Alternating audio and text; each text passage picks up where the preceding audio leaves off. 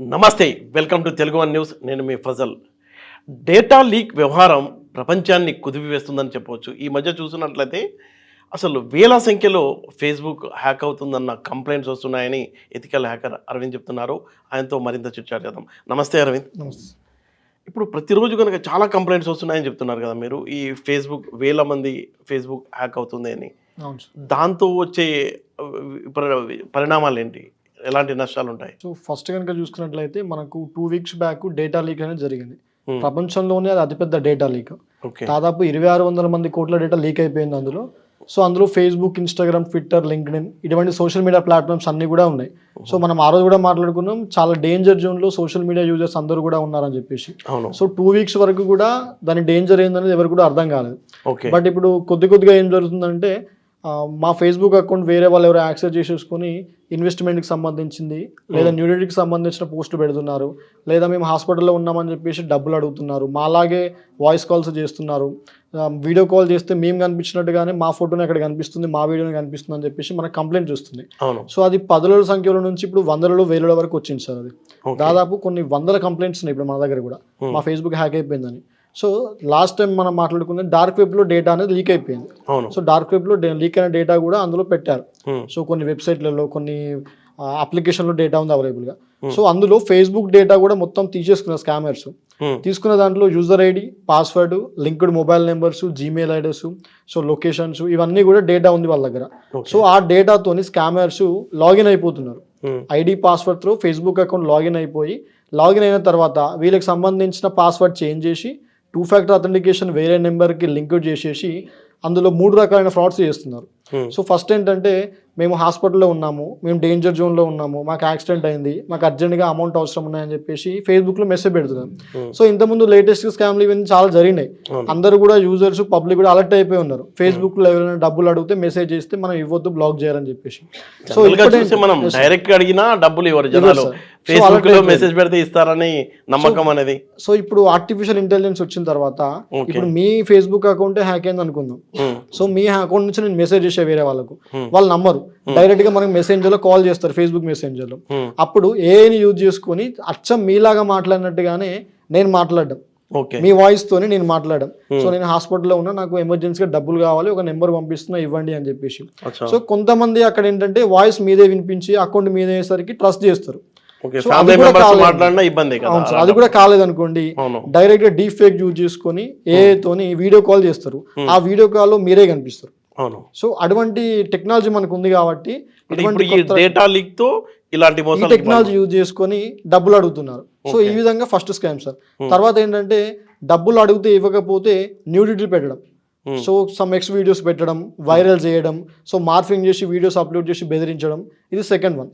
Third one ఏంటంటే investment. మనం ఒక ప్రోడక్ట్ పైన ఇన్వెస్ట్మెంట్ పెట్టినట్టు, ఒక 15,000, 20,000 మనం ఇన్వెస్ట్మెంట్ చేస్తే నాకు డబుల్ వచ్చే అమౌంట్, సో సమ్ ప్రూఫ్స్ అని చెప్పేసి ఫేక్ స్క్రీన్ షాట్స్ మన అకౌంట్స్లో అప్లోడ్ చేసి నేను ఈ విధంగా లాభాలు పొందుతున్నాను, మీరు కూడా ఇన్వెస్ట్మెంట్ పెట్టండి అని చెప్పేసి వేరే మన ఫ్రెండ్స్ అందరికీ కూడా రెఫర్ చేయడం. సో ఈ విధంగా 3 రకాలైన స్కామ్స్ డేటా లీక్ వల్ల ఇప్పుడు ప్రతి ఒక్క ఫేస్బుక్ యూజర్ కూడా అత్యంత ప్రమాదంలో ఉన్నారు. సో దీనికి ఫస్ట్ ఫేస్బుక్ యూజర్స్ అందరూ కూడా జాగ్రత్త పడి చేయాల్సింది ఏంటంటే, యూజర్ ఐడి, పాస్వర్డ్స్ ఏవైతే ఉన్నాయో అవి చేంజ్ చేసుకోవాలి. సో పాస్వర్డ్స్ అందరూ కూడా మొబైల్ నెంబర్స్, లక్కీ నెంబర్స్, లేదా షార్ట్ నేమ్స్ ఈ విధంగా పెట్టుకుంటూ ఉంటారు.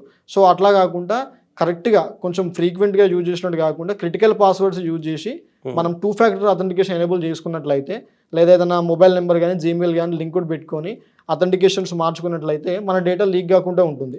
ఒకవేళ మన డేటా లీక్ అయినా కూడా సో మన అకౌంట్ ఎవరు లాగిన్ కాకుండా ఉంటారు. లాగిన్ అయిన తర్వాత కూడా సో ఇప్పుడు ఏంటంటే సార్, ఒక ఫేస్బుక్ అకౌంట్ హ్యాక్ అయింది అంటే 90% నో ఛాన్స్ మళ్ళీ రికవరీ కావడానికి. సో అకౌంట్ వాళ్ళ చేతిలో, స్కామర్ చేతిలోకి వెళ్ళిపోయాక అకౌంట్ మళ్ళీ తిరిగి మనం పొందాలంటే 99% కూడా ఛాన్స్ లేదు. అట్లీస్ట్ ఒక 1%.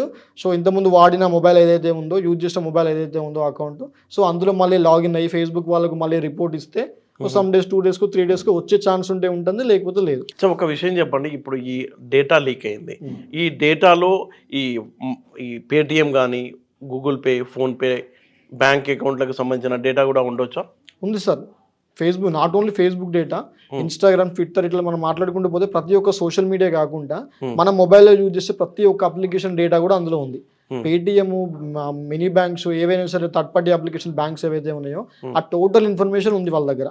సో ఓటీపీ బైపాస్ చేసుకొని కూడా బ్యాంక్ అథెంటికేషన్ అప్లికేషన్స్ ఏవైతే ఉన్నాయో అవి కూడా లాగిన్ చేసుకొని ఫ్రాడ్స్ చేస్తున్నారు. సో ఇంతకుముందు 2 weeks బ్యాక్ డేటా లీక్ జరిగినప్పుడు కూడా ఎవరు జాగ్రత్త పడలేదు. అప్పుడు కూడా కొందరు అలాంటి వాళ్ళు కూడా చాలా హెచ్చరించారు. డేటా లీక్స్ అనేది ఎవరికి అర్థం కాదు జరిగినప్పుడు. బట్ దాని ప్రమాదం అనేది ముందుకు వస్తుంటే చాలా అకౌంట్స్ హ్యాక్ అయిపోతాయి, ప్రతి యూజర్ కూడా ప్రమాదంలో ఉన్నారని చెప్పేసి. బట్ ఇప్పుడు ఫేస్బుక్ యూజర్స్ ఎవరైతే ఉన్నారో వాళ్ళైతే రోజు ఫేస్ చేస్తున్నారు.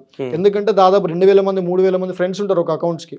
బాగా ఇన్ఫ్లుయెన్స్ ఉన్న వ్యక్తి కావచ్చు, ఒక 5,000 మంది ఫ్రెండ్స్ ఉండొచ్చు, ఒక పేజీకి 10,000 మంది ఫ్రెండ్స్ ఉండొచ్చు, లైక్స్ ఫాలోవర్స్ ఉండొచ్చు. సో ఆ ఫాలోవర్స్ అందరూ కూడా ఇతను న్యూడిటీ కంటెంట్ పెట్టడం, ఇన్వెస్ట్మెంట్ ఫ్రాడ్కి సంబంధించిన కంటెంట్ పెట్టడం, లేదా డబ్బులు అడగడం వల్ల పర్సనాలిటీ అనేది దెబ్బతింటుంది. ఎవరికైనా ప్రైవసీ పర్సనాలిటీ అనేది దెబ్బతింటుంది. సో దాంతో ఈ క్రైమ్స్ అన్ని జరుగుతున్నాయి. కాబట్టి 90% ఛాన్స్ లేదు ఒకవేళ అకౌంట్ హ్యాక్ అయితే. కాబట్టి ముందే prevention is better than cure అనే వర్డ్ ఉంది కదా సార్. సో అదే మనం ఇప్పుడు మీకు ఎలాంటి కంప్లైంట్స్ వస్తున్నాయి సిటీలో? లేటెస్ట్గా మాత్రం ఫేస్బుక్ అకౌంట్స్ అన్ని కూడా హ్యాక్ అయిపోతున్నాం, రికవరీ చేయండి, మాకు కొంచెం షేమ్గా ఫీల్ అవుతున్నాం, న్యూడిటీ కంటెంట్ అంతా అప్లోడ్ అవుతుంది అనేది ఫస్ట్ కంప్లైంట్ సార్. సో దాని తర్వాత మాకు అన్ఎక్స్పెక్టెడ్గా మా జీమెయిల్ అనేది టోటల్గా మాకు లాగిన్ లేకుండా వెళ్ళిపోయింది. మా జీమెయిల్లో ఉన్న కాంటాక్ట్స్ కానివ్వండి, ఫొటోస్ కానీ, వీడియోస్ కానీ ఏవి కనిపించడం లేదు, ఆ అకౌంట్ మా దాంట్లో లాగిన్ లేదు అని ఇట్లా సెకండ్ రావడం. తర్వాత థర్డ్ ఇన్స్టాగ్రామ్లో. సో ఇన్స్టాగ్రామ్లో మా అకౌంట్ వేరే వాళ్ళు హ్యాక్ చేసి ఇన్వెస్ట్మెంట్ ఫ్రాడ్స్ చేస్తున్నారు, మా ఫ్రెండ్స్ అందరినీ రిఫర్ చేస్తున్నారు. సో ఇట్లా ప్రతిదీ కూడా సోషల్ మీడియా బేస్ చేసి ఉన్నాయి, అందులో క్రైమ్స్ జరుగుతున్నాయి అని చెప్పేసి రిపోర్ట్స్ వస్తున్నాయి మాకు. సో ఇదంతా కూడా ఒకటే సార్, డేటా లీక్ అనే వర్డ్ నుంచి మొత్తం అన్ని క్రైమ్స్ కూడా జరుగుతున్నాయి. ఓకే, అంటే ఈ హ్యాకర్లు ఏఈ అనే సాఫ్ట్వేర్ని, ఆర్టిఫిషియల్ ఇంటెలిజెన్స్ని ఎలా వాడుతున్నారు? సో ఆర్టిఫిషియల్ ఇంటెలిజెన్స్ వచ్చిన తర్వాత సో ఎంత సేఫ్టీ మెజర్స్ ఫాలో అయినా కూడా ఎంత మంచికో అంత చెడుకు కూడా దాన్ని యూజ్ చేస్తున్నారు సార్.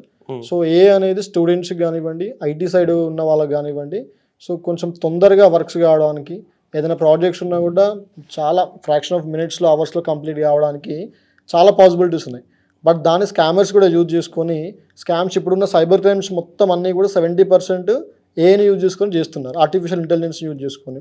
సో మనం ఇంతకుముందు ఇప్పుడు డేటా లీక్ విషయంలో సో మీలాగా మీ లిటిల్ బిట్ ఒక 1 or 2 bits వాయిస్ యూజ్ చేసుకొని నేను మాట్లాడడం, లేదా మీలాగా నేను కనిపించేలా ఒక వీడియో ఎడిట్ చేసి నేను ఓన్లీ వాయిస్ మాత్రమే నాది ఉంటుంది, మీలాగా ఒక వీడియో ప్లే చేయడం. సో ఇట్లా స్కామ్స్ అన్నీ జరుగుతున్నాయి. మనం లేటెస్ట్గా స్కామ్ చూసుకున్నట్లయితే ఢిల్లీలో ఒక ఫాదర్కి కాల్ వచ్చి, మీ అమ్మాయిని కిడ్నాప్ చేసాం, మీ అమ్మాయి మా దగ్గరే ఉంది, ఒకసారి మీ అమ్మాయితో మాట్లాడండి అని చెప్తే ఆ చిన్నపిల్ల మాట్లాడింది, స్కూల్ నుంచి మాట్లాడుతున్నా, సో నన్ను ఎవరో వచ్చి తీసుకెళ్ళిపోయారు, ఒక చీకటి రూమ్లో నన్ను ఉంచారు డాడీ అని చెప్తే, సో నిజంగానే ఆ తండ్రి కిడ్నాప్ అయింది కావచ్చు అని చెప్పేసి వాళ్ళు అడిగిన అమౌంట్ కూడా అకౌంట్ ట్రాన్స్ఫర్ చేసిన తర్వాత కొద్దిసేపటి తర్వాత మళ్ళీ స్కూల్కి వెళ్ళి చూసిన తర్వాత ఆ అమ్మాయి అక్కడే ఉన్నది, సంబంధమే లేదు, అసలు సంబంధమే లేదు, నువ్వు ఇక్కడే ఉన్నావు, అసలు ఏం జరుగుతుందమ్మా, ఇట్లా ఫోన్ వచ్చిందని చెప్పేసి వాళ్ళ నాన్న రికార్డు వాళ్ళ ప్రిన్సిపల్ ముందు ప్లే చేస్తే, లేదు ఇక్కడే ఉంది అమ్మాయి అప్పటి నుంచి, మీకు వచ్చిన కాల్కి అసలు అమ్మాయికి సంబంధమే లేదంటే.